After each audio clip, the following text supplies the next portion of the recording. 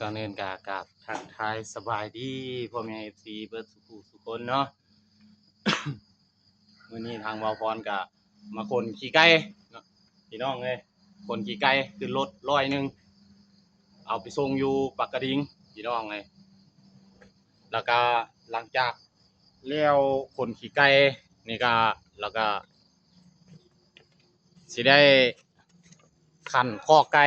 ไม่เอามาแล้วตัดมาแล้วนะขนมาแล้วพี่น้องเลยนี่แหละขันนี่แหละขันนี่ไปนี่เนาะขันนี่นี่แหละขันล็อกตัวนี้นี่แหละที่ว่าเห็นอยู่นี่แหละเนาะขันล็อกไปนี่ฮอดที่แหละพี่น้องนะฮะขันมาฮอดเสาตัวนี้แล้วก็รัดใส่เสาตัวนั้นบอกกะส่วนขี่ไก่เนาะพี่น้องเนาะแผนกลิ้นขี้แผนกลิ้นขี้แผนกลิ้นขี้พี่น้องเลยเบากักแผนกลิ้นขี้เบาคอนกับแผนกลิ้นขี้คือกันพี่น้องเลยกำขี้ดีกว่ากำตดพี่น้องเลย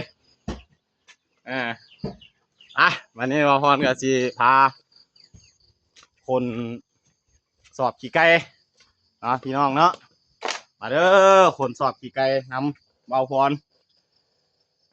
จังได้ก็ฝากกดไลค์กดติดตามคือตอนที่ว่ากดติดตามผู้ใดเคยกดติดตามเบาพรก็มากดติดตามยิงเนาะ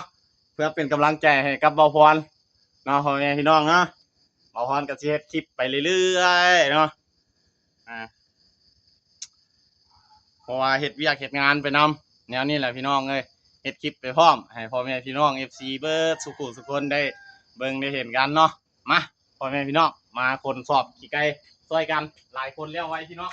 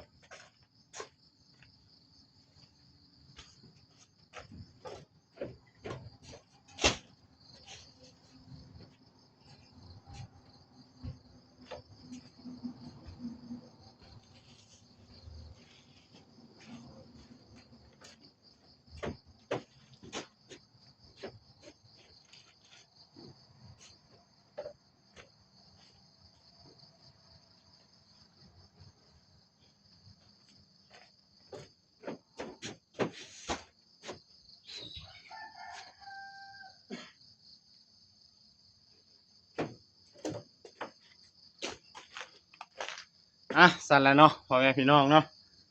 ทางเบาพรกันเฮ็ดเวียกแบบนี้แหละแต่ละมื้อเฮ็ดไปเรื่อยๆ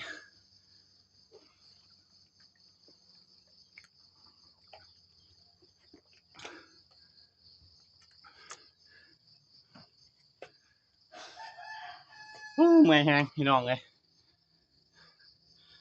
สู้ๆไปพร้อมกันเนาะพี่น้องเฮ็ดไปเรื่อยๆ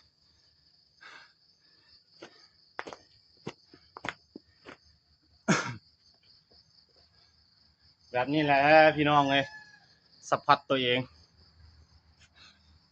พอได้ใช้ได้จ่ายแบบนั้นแหละพี่น้องเลยเฮ็ดเวียกเฮ็ดงานทางเบาพรก็สิได้จบคลิปแต่เท่านี้เนาะเพราะว่าเป้าคนขี่ไก่ขึ้นรถแล้วก็สิได้เอาไปส่งกับเจ้าอีกเนาะปิดท้ายนี่ก็ขอให้พ่อแม่ FC เบิดสุขุสุขคนเนาะจงมีสุขภาพแข็งแรงความเจ็บจะได้ความไข้จะได้มีปรารถนาสิ่งใดขอให้สมความมุ่งมั่นปรารถนาทุกประการเด้อพ่อแม่ FC เบิดสุขุสุขคนเนาะอ่ะสบายดี